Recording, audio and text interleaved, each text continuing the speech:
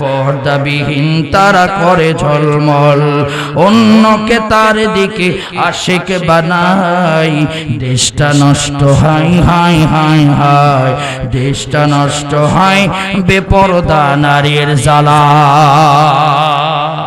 ঠিক কিনা? জোরে বলেন ঠিক কিনা?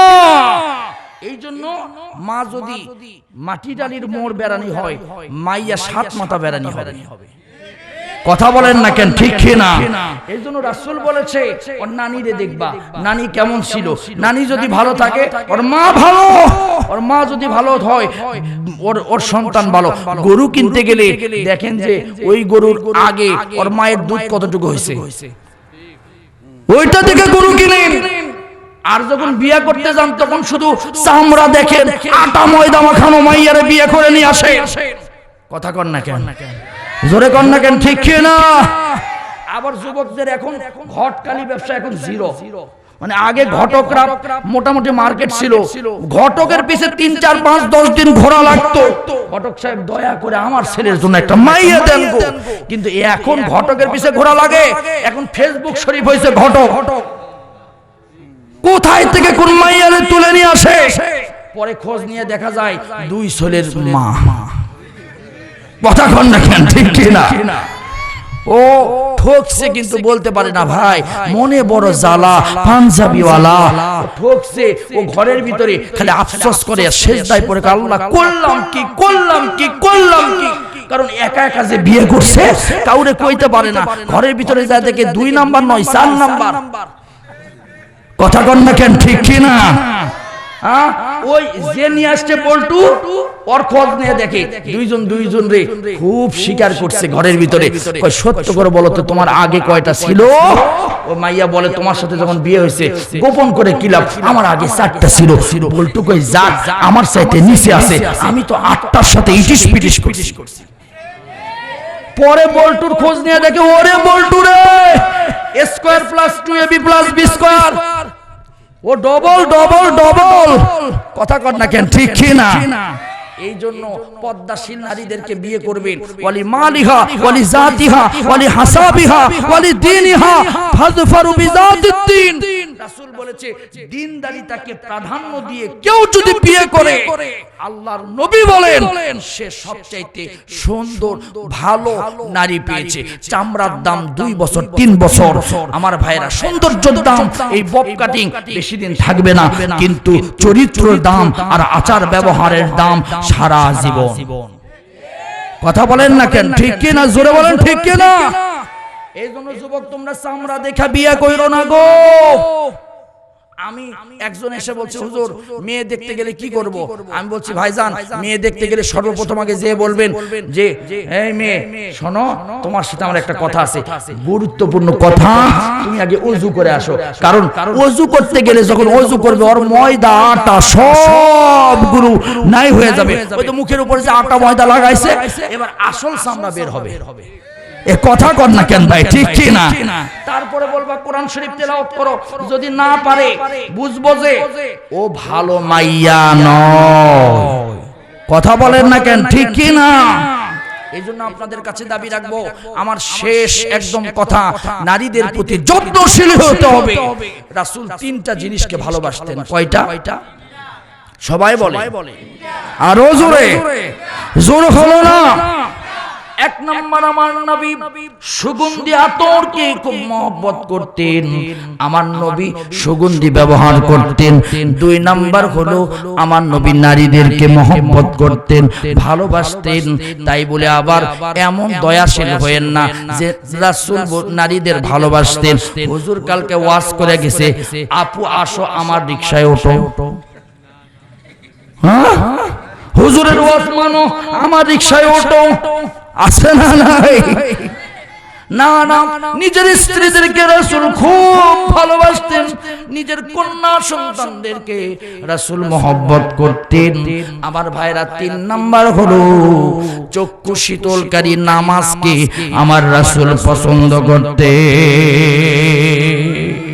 আমাদেরও করার তৌফিক দান করুন। আরো জোরে বলেন আমিন, আরো জোরে বলেন আমিন। আমার মা বোনদের উদ্দেশ্যে আমার দুই একটা কথা বলে মোনাজাত দিব।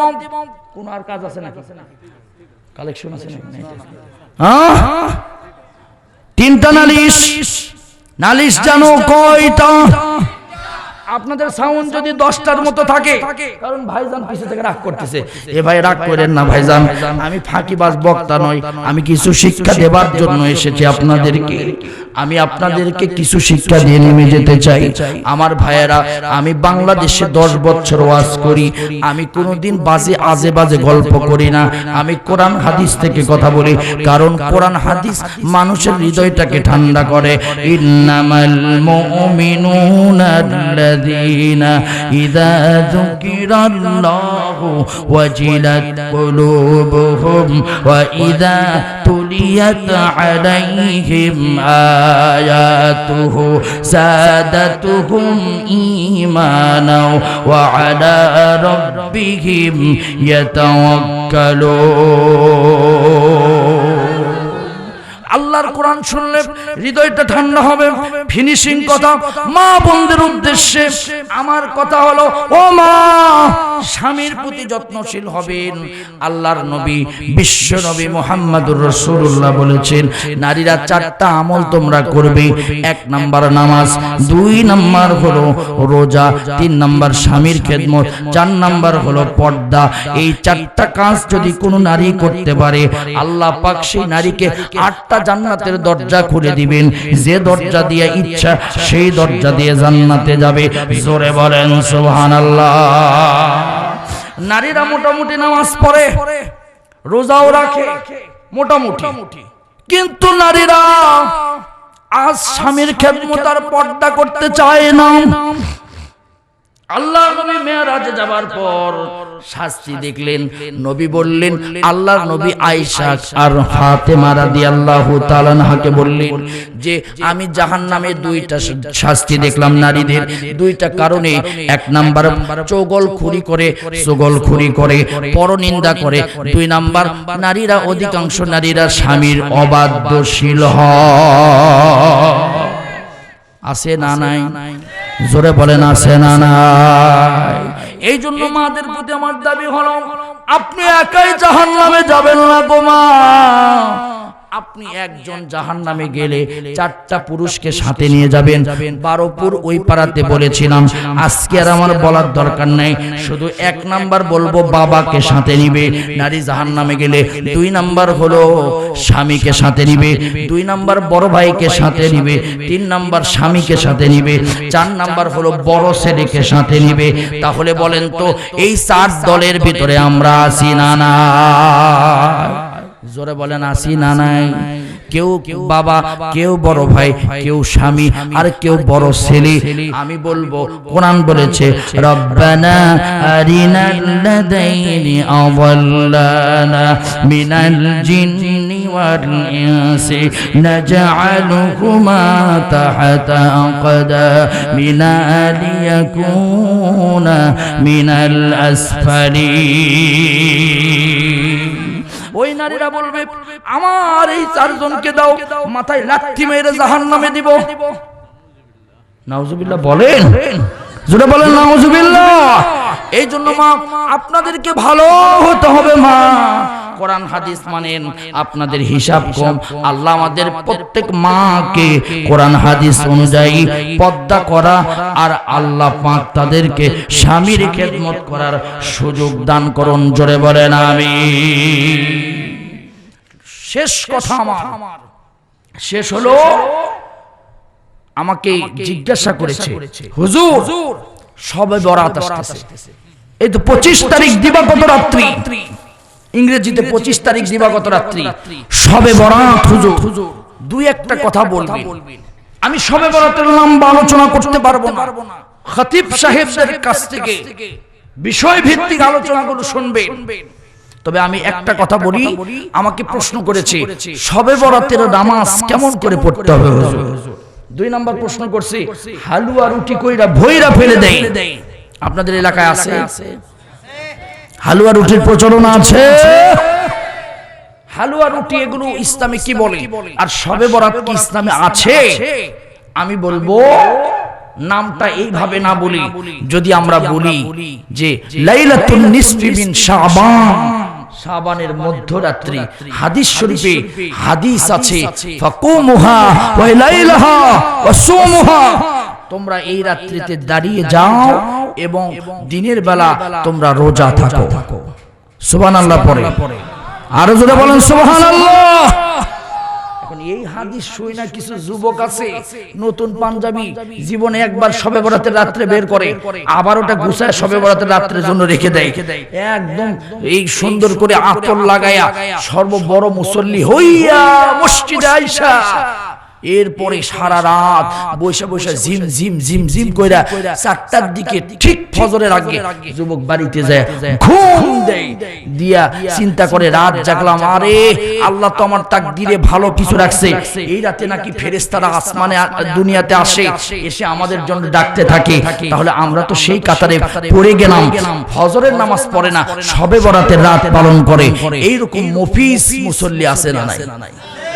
আমরা এখন বলবেন হুজুর মফিজ বললেন মানে শহরে বাড়ি, এখানকার জায়গার দাম জানেন আপনি?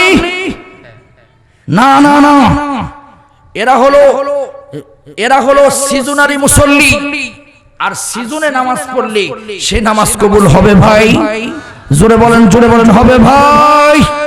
কেউ যদি তার দোকান, আমার সুমন ভাই যদি দোকান খোলে, যে বছরে একদিন করে দোকান খোলা হবে, ব্যবসায় লালবাতি, এই বাড়ি আস্তে আস্তে বিক্রি কইরা তার খারাপ অবস্থা, কারণ একদিনে ব্যবসা হয় না, প্রত্যেক দিন একদিন আল্লাহরে ডাকলি আল্লাহরে পাওয়া যায় না। মুসলমান মুমিনের জন্য ডাকার সময় কয়বার? সবাই বলেন কয়বার? এই জন্য বলবো শবে বরাতের নির্দিষ্ট কোনো নামাজ নাই। অনেকে চিন্তা করে হুজুর কি কি সূরা দিব, হুজুর কুলহু আল্লাহ কয়বার হুজুর গো বলেন গো, ফোন দেয় হুজুর শবে বরাতের নামাজে কুলহু সূরা কয়বার?